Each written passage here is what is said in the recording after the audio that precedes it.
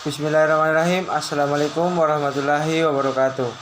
Perkenalkan, nama saya Muhammad Jalil. Saya dari kelas 5 atau E dengan NIM 2003015011112.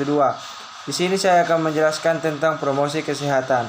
Yang pertama yaitu A. Pengertian promosi kesehatan. Promosi kesehatan adalah suatu proses memberdayakan atau memandirikan masyarakat untuk memelihara, meningkatkan, dan melindungi kesehatannya melalui peningkatan kesadaran, kemauan, dan kemampuan, serta pengembangan lingkungan sehat. Promosi kesehatan adalah proses memberdayakan dan memandirikan masyarakat untuk memelihara, meningkatkan, dan melindungi kesehatannya melalui peningkatan kesadaran, kemauan, dan kemampuan, serta mengembangkan lingkungan sehat. Depkes tahun 2000. Promosi kesehatan mencakup aspek perilaku, yaitu upaya untuk memotivasi, mendorong, dan mengembangkan kesadaran akan potensi yang dimiliki masyarakat agar mampu memelihara dan meningkatkan kesehatannya. Istilah dan pengertian promosi kesehatan ini merupakan pengembangan dari istilah pengertian yang sudah dikenal selama ini, seperti pendidikan kesehatan, penyuluhan kesehatan, KIE, komunikasi, informasi, dan edukasi. Menurut Natowat Mojo tahun 2005, promosi kesehatan dapat diartikan sebagai upaya yang dilakukan terhadap masyarakat sehingga mereka mau dan mampu untuk memelihara dan meningkatkan kesehatan mereka. Bagian B, ruang lingkup promosi kesehatan. Secara sederhana, ruang lingkup promosi kesehatan diantaranya sebagai berikut. A. Promosi kesehatan mencakup pendidikan kesehatan. B. Promosi kesehatan mencakup pemasaran sosial. C. Promosi kesehatan adalah upaya penyuluhan. D. Promosi kesehatan merupakan upaya meningkatkan dan penekanannya pada upaya pemelihara dan meningkatkan kesehatan. E. Promosi kesehatan mencakup upaya advokasi di bidang kesehatan. F. Promosi kesehatan adalah juga untuk pengorganisasian masyarakat. Bagian C, ruang lingkup promosi kesehatan. Menurut Profesor Dr. Soe Kidjo Notoa Mojo, ruang lingkup promosi kesehatan dapat dilihat dari dua dimensi, yaitu ruang lingkup berdasarkan aspek kesehatan. Secara umum bahwa kesehatan masyarakat itu mencakup 4 aspek pokok, yakni promotif, preventif, kuratif, dan rehabilitatif. Sedangkan ahli membagi menjadi 2 aspek, yakni aspek promotif dengan sasaran kelompok orang sehat, aspek preventif dengan sasaran kelompok orang yang memiliki risiko tinggi terhadap penyakit dan kelompok yang sakit.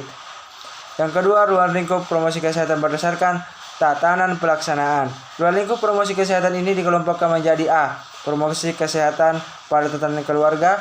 B. Pendidikan kesehatan pada tatanan sekolah.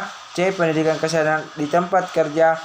D. Pendidikan kesehatan di tempat-tempat umum. Dan E. Pendidikan kesehatan pada fasilitas pelayanan kesehatan.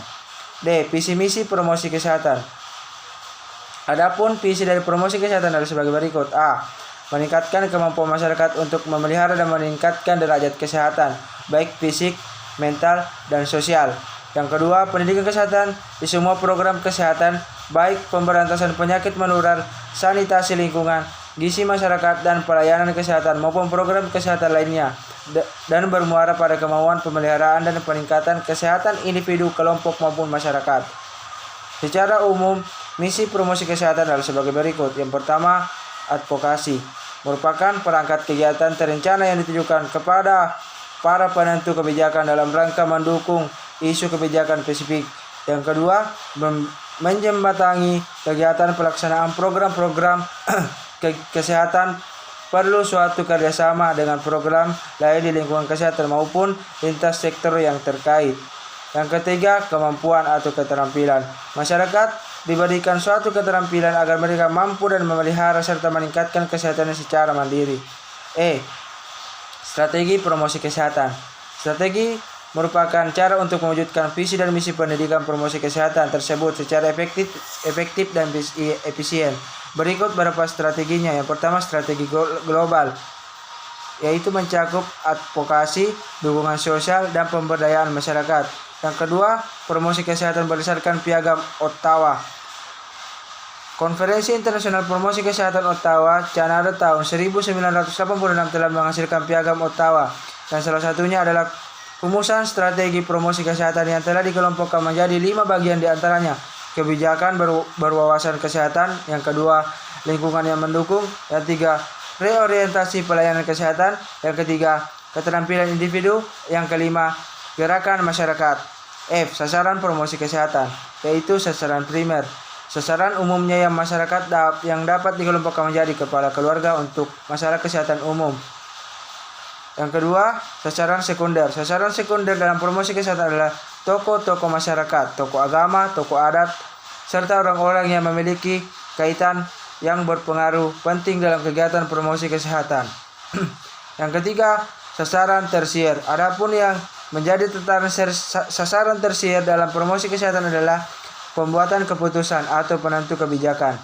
Hal ini dilakukan dengan suatu harapan agar kebijakan-kebijakan atau keputusan yang dikeluarkan oleh kelompok tersebut akan memiliki efek dan dampak pengaruh bagi sasaran sekunder maupun sasaran primer, dan usaha ini sejalan dengan strategi advokasi. Sekian yang sempat saya sampaikan, kurang lebihnya mohon dimaafkan. Wabillahi taufiq wal hidayah. Assalamualaikum warahmatullahi wabarakatuh.